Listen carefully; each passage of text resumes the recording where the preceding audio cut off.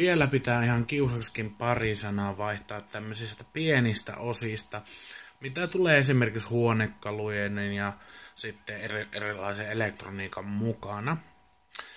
Eli kun on kysymys tämmöistä tosi pienistä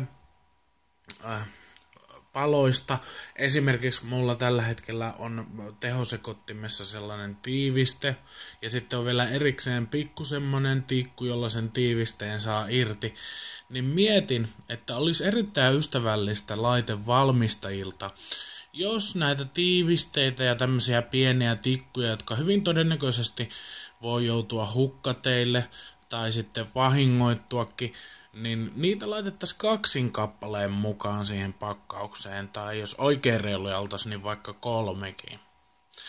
Että tällainen pieni vinkki ja ajatus tuli mieleen.